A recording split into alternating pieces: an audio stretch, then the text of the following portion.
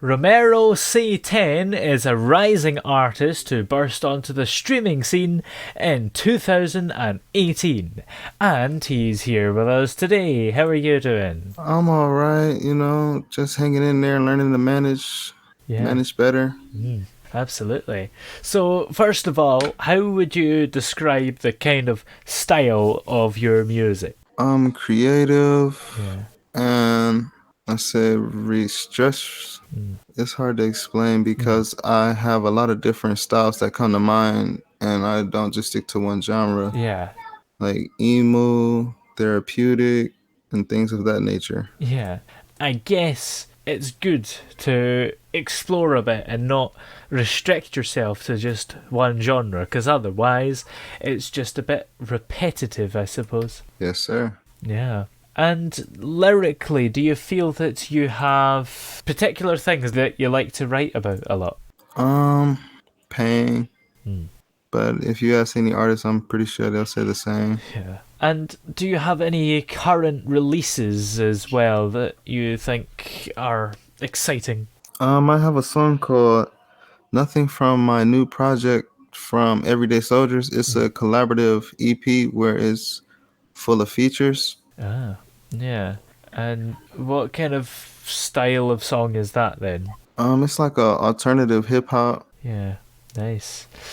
So, going back to the start of your musical life, how did you first get interested in music to begin with then? Well, it all started when I was younger. My Yeah. older cousin, he was really into music. He built his own home studio, and that's Mm. where I got the idea. Like, oh, you can do that. So Yeah. he introduced it to me and let me record on the mic. First song was Booty, I must say, Mm. but I definitely came a long way. Yeah, I guess that's how a lot of people get into it, just sort of experimenting in that way, I suppose. True. Yeah. So then, what was the first ever song that you kind of came up with then? It was a song called "Get God with It," Ooh. and it was a very terribly freestyle type of song. Mm. The beat was hypersonic Yeah. hip hop. Yeah, absolutely. And do you have any kind of famous musicians that you feel you look up to as well? Um, Honestly, too many to name because Yeah. once you make it past a certain plateau, Mm. I give my respect to them for their grind and Yeah. their struggle. Yeah, absolutely. I guess that's true. And in terms of family members, who do you think has sort of inspired you or just encouraged you to go for a musical career? My mother, Yeah. she encourages me and inspires me to become better every day. Mm. And with the support that she gives me, it lets me know like that was like my first true fan, Yeah, you absolutely. know. And I guess it's And important because you could have all sorts of critics out there, but I mean, their opinion doesn't really matter. You only have to really care about what your mum thinks, and if she's proud, then that's good, I suppose. true to a certain extent Yeah. because you always have to take the constructive criticism from the audience because you want to improve your skill. Mm. So you have to include that. Yeah. And do you ever have times where you're kind of struggling to come up with new and fresh stuff and just don't have any inspiration? Um, Artist blocks happens often. Mm. It happens often with me. Yeah. It's just I try not to give up, and then I just listen to the instrumental or the beat over and Mm. Yeah. till I come up with something. Yeah, for sure. So, since you've been making music, do you have any particular highlights that stand out to you as well? As in highlights, do you mean like things that I've accomplished, Yeah, or just anything that's a great experience or whatever. um, um, Breadwinner Radio? I was number two, Ooh, but that was a while back. I made it to the top 10. I was number two on the list, yeah.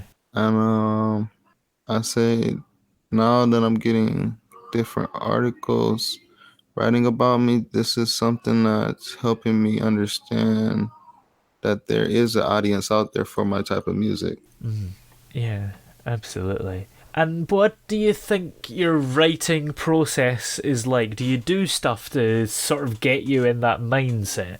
I pace a lot. Yeah. I pace a lot. Yeah, I suppose it's an interesting way of doing it. And when you're not making music, what kind of fun things do you get up to in your life? Um, the funds. I say like when I'm with my family and we take trips together. Yeah, That's like the only fun I kind of have nowadays because I'm usually spending most of my time marketing and promoting. yeah, I just recently start running things as an organization and business, so I had to reconsider a lot of things and consider a lot more things and yeah. just learning to come up with a process of how to do things. Yeah, absolutely. So, do you have any more songs coming up that you're kind of working on a bit at the moment that you're excited to release? Yes, I have a project called Done Waiting, and this one's probably gonna be my best Yeah, album so far. Well, I haven't decided if I'm gonna make it an EP or an album, so I'm still considering yeah, because, like I was saying, I run everything myself independently in house, so I had to make those decisions myself. But Done Waiting is definitely something that's gonna separate me from the competition and give the audience a new outlook on a lot of things. It's gonna help them gain a new perspective. yeah, that's for sure. Well, where are we able to check out all your music that you have released so far if we'd like to have a little listen to it?